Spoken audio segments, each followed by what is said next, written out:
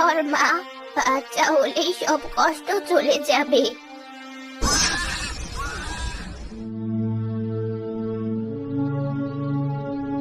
এই নাও বাবা, তোমার মেয়ে হয়েছে। কিন্তু কিন্তু কিন্তু কি চাচি?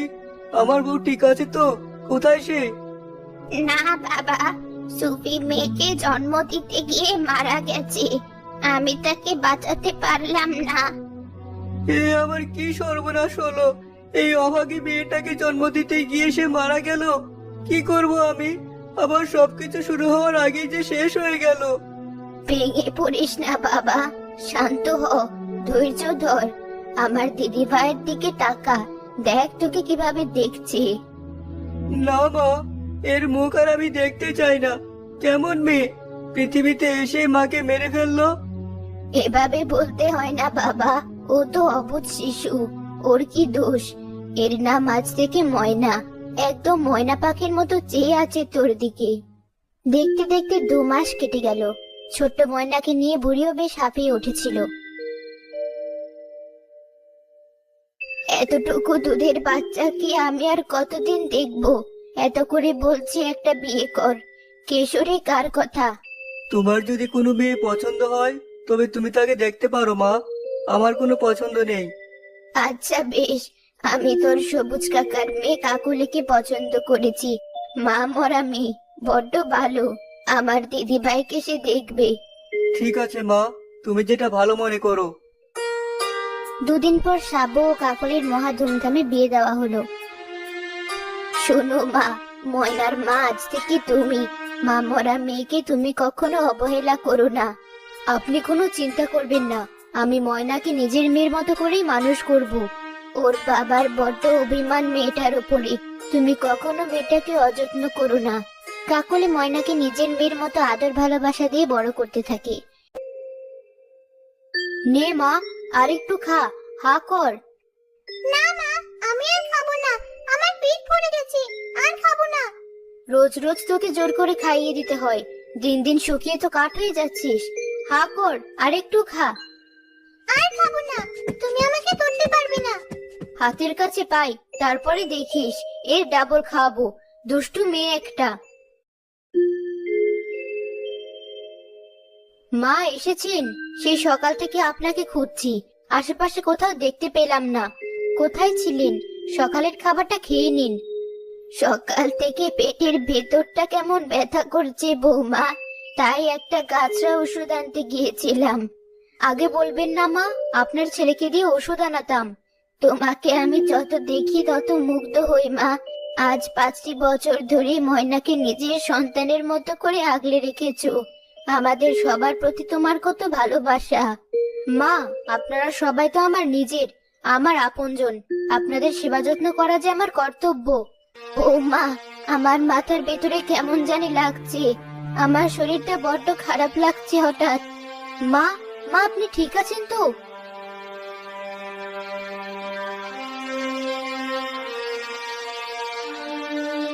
কি হয়েছে মায়ের? মা, তুমি ঠিক আছো? মা তো সকালেও ভালো ছিল। আহ, ময়নাকে দেখো। মা, তোমরা সবাই আমাকে রেখে চলে যাচ্ছ মা? মা, আমার দাদিমা কথা বলছে না কেন? তুই চুপ থাকবি, তোর জন্যই আজ এসব। যা আমার সামনে থেকে, হতচ্ছাড়ি অপয়া মেয়ে। যেদিন থেকে সংসারে এসেছে সেদিন থেকে একটা না একটা বিপদ লেগেই আছে। দেখতে দেখতে বেশ কিছুদিন কেটে গেল। এর ভেতরে কাকলিও এক ছেলে সন্তান জন্ম দিল। কাকলি তার 2 সন্তানকে খুব ভালোবাসতো। ভাই, দোলনায় আমি 10 বার খেলবো, তুই 10 বার খেলবি। আচ্ছা আপু, তাহলে কিন্তু আমি আগে খেলবো। আচ্ছা ঠিক আছে, ওঠ।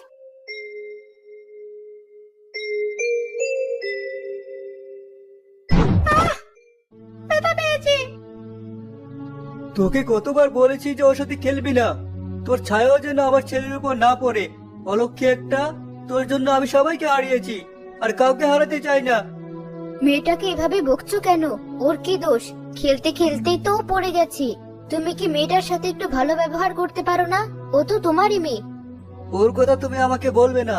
তোমাকে আগেও বলেছি, এখনো বলছি, ওর সম্পর্কে আমি কিছু শুনতে চাই না। অপয়াটা যদি আমার নিজের সন্তান না হতো তবে ওকে বাড়ি থেকে কবেই বের করে দিতাম। হঠাৎ একদিন সাবু এক গাড়ি অ্যাক্সিডেন্টে মারা গেল। রোজগারের লোক না থাকায় তাদের সংসারে অনেক অভাব দেখা দিল। ঘরে তো কটা চাল ছাড়া কিচ্ছু নেই, কি খেতে দেব ছেলে মেয়ে দুটোকে? মা, তুমি চিন্তা করো না, আমি মাঠ থেকে কিছু শাক তুলে আনছি। এখন শাক কোথায় পাবে? মাঠে ঘাটে সাপ আর সাপ। তোকে এখন মাঠে যেতে হবে না মা। সেদিন পুকুর পাড়ে বেশ কিছু শাক দেখে এসেছিলাম মা, সেগুলো তুলে আনবো। তুমি ভাতটা বসাও, আমি যাবো আর আসবো। আমিও যাবো আপু তোমার সাথে। আচ্ছা চল, দুই ভাই বোন গেলে তাড়াতাড়ি ফিরতে পারবো। তারা দুই ভাই বোন পুকুর পাড়ে গিয়ে দেখলো সেখানে কোনো শাক নেই। ময়না অনেক জায়গায় কটা শাকসবজি খোঁজাখুঁজি করলো, কিন্তু কোথাও পেল না।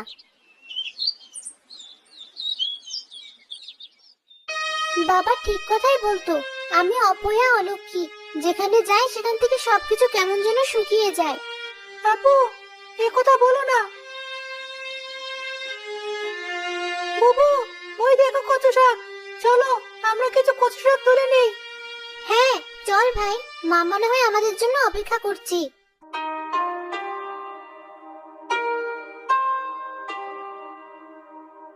এত দেরি হলো, সে কখন থেকে তোদের জন্য অপেক্ষা করছি। মা, কোথাও খুঁজে পাচ্ছিলাম না কিছু, পরে ভাই এই কচু শাকগুলো খুঁজে বের করলো। আচ্ছা বেশ, তোরা গোসল ছেড়ে বিশ্রাম নে, আমি রান্নাটা বসাই। মা, তুমি একটু বিশ্রাম নাও, তোমাকে খুব ক্লান্ত দেখা যাচ্ছে, আমি বরং রান্নাটা বসাই। তুই একদম আগুনের কাছে আসবি না, তোর এত সুন্দর চেহারা আগুনে পুড়ে নষ্ট হয়ে যাবে। হ্যাঁ মা, তখন তাহলে আপুর আর বিয়েই হবে না। হ্যাঁ বাবা, ময়নাকে যদি একটা ভালো ঘর দেখে বিয়ে দিতে পারতাম তবে খুব শান্তি পেতাম। এই যে ময়নার মা, ভালোই হলো তোমাকে সামনে পেয়ে গেলাম। রবি ভাই, আসুন আসুন, ভেতরে এসে বসুন। শহর থেকে কবে আসলেন? না বোন, এখন বসবো না, আমি এসেছি গতকাল, আজই শহরে ফিরতে হবে। তা ভাই কি বলতে এসেছিলেন? ময়নার জন্য ছেলে দেখেছি, শহরে আমার সাথেই চাকরি করে। ছেলেটা বড্ড ভালো, সংসারে মা ছাড়া কেউ নেই। যদি রাজি থাকো তবে কালই ছেলে পক্ষকে আসতে বলি ময়নাকে দেখার জন্য। এটা তো আমার জন্য খুবই ভালো খবর। মেয়েটাকে ভালো কোনো ছেলের হাতে তুলে দিতে পারলে একটু নিশ্চিন্তে থাকতে পারতাম। পরের দিন ছেলেপক্ষ ময়নাকে দেখতে এসে পছন্দ করে ফেলে।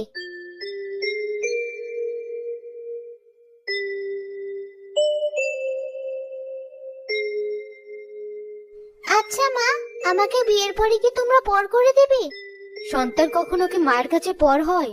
তোমাকে আর ভাইকে ছাড়া থাকতে চাই, আমার খুব কষ্ট হবে মা, আমি থাকতে পারবো না তোমাদের ছাড়া। দেখ আপু, তোর শ্বশুর বাড়িতে আমি রোজ যাব, তোকে ছাড়া থাকতে চাই আমার খুব কষ্ট হবে। দেখতে দেখতে 1 মাস পার হলো, ময়না ও মুহিবের মহা ধুমধামে বিয়ে হলো।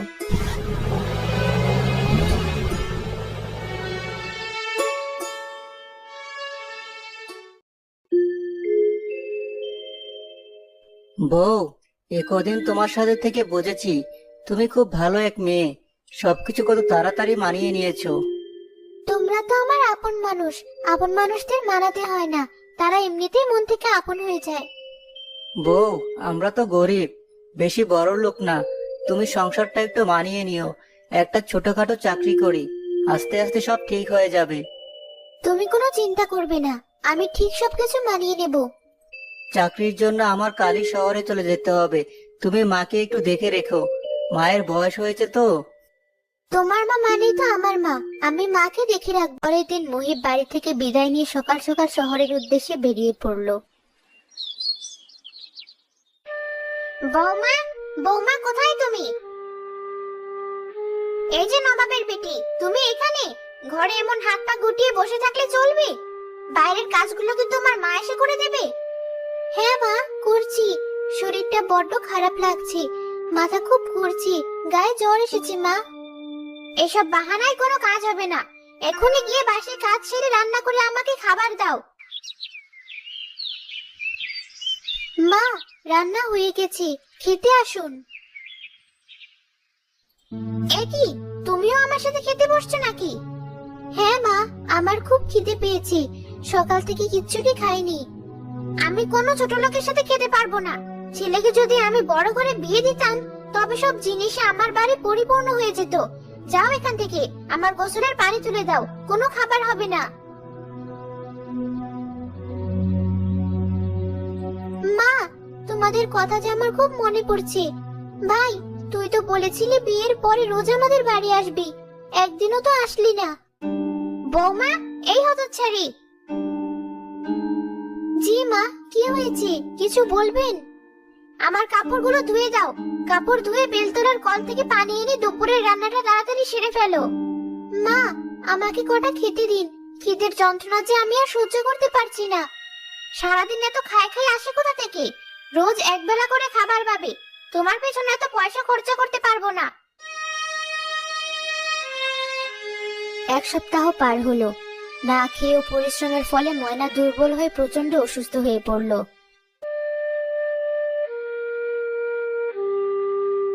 ওঠ, ওঠ বলছি, তোকে বাড়িতে আর একদিনও রাখবো না, দূর হ এই বাড়ি থেকে। মা, আমাকে এভাবে বের করবেন না দয়া করে, আমি যে খুব অসুস্থ, হাঁটার এক ফোঁটা শক্তিও আমার শরীরে নেই। এমনিতে তোর বাপের বাড়ি থেকে চিটে ফোঁটাও আনিসনি, তার উপরে রোগ বাঁধিয়ে বিছানায় শুয়ে থাকবি। কে দেখবে তোকে? তোর পেছনে এক টাকাও নষ্ট করতে পারবো না। ওঠ।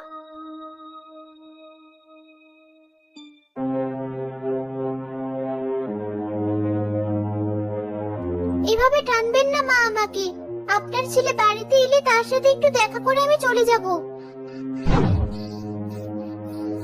তার সাথে আবার দেখা করবে কি?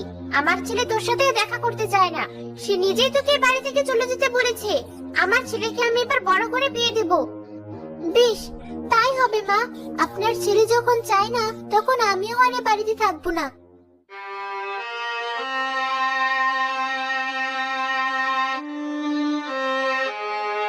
বাবা, তুমি ঠিকই বলতে, আমি অপয়া অলক্ষী। জন্মের পরে মাকে হারিয়েছি, তারপর দাদিমাকে, তারপর তোমাকে, আর এখন নিজের সংসার। সৃষ্টিকর্তা এমন অবাকা ভাগ্য আমাকে কেন দিল? কি হয়েছে মা, তুই এভাবে কাঁদছিস কেন? তোর চেহারার একই অবস্থা হয়েছে। আমার ভাগ্যটা যে গরিবই থেকে গেল, শাশুড়ি বাড়ি থেকে বের করে দিয়েছে মা। তোমার জামাই নাকি আমার সাথে আর থাকবে না। কাঁদিস না মা, আমি আছি তো। তোকে এভাবে কাঁদতে দেখেছে আমার ভালো লাগে না। কে বলেছে আমার মেয়ের গরিবই ভাগ্য? আমার মেয়ের একদিন খুব বড় ভাগ্য হবে, সবাই দেখবে আমার মেয়েকে। আপু, তুই এসেছিস, খুব ভালো হয়েছে।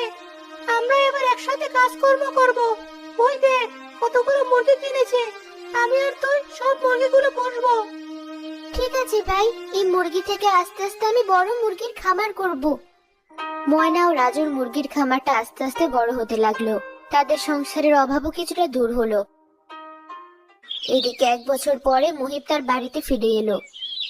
মা, মা, ময়না, কোথায় তোমরা? আরে, বাড়িতে কাউকে দেখছি না যে। মা, ময়না। বাবা, তুই এসেছিস? হ্যাঁ মা, এবার বেশ কিছুদিনের ছুটি নিয়ে এসেছি। ময়না কই মা? ময়নাকে তো দেখছি না। আর বলিস না বাবা, তুই চলে যাওয়ার কিছুদিন পরে এসে বাড়ি থেকে চলে গেছি।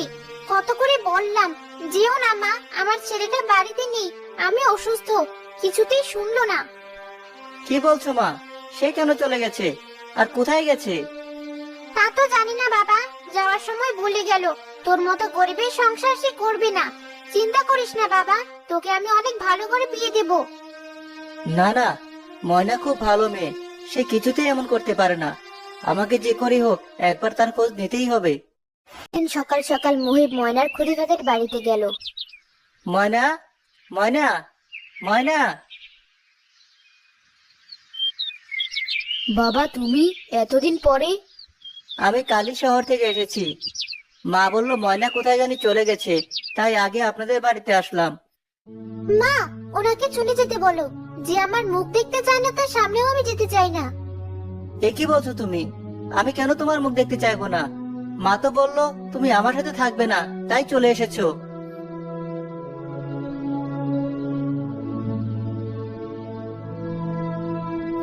ছি ছি, তোমার সাথে এত কিছু হয়েছে?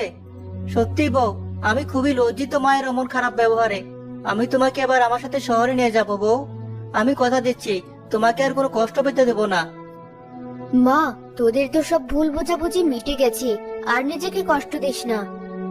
চলো বউ, চলো, আমি তোমাকে নিতে এসেছি। আমরা কালই শহরে রওনা দেব। আজ যে মনে খুব শান্তি পেলাম। মেয়েটা শান্তিতে থাকলেই আমার শান্তি।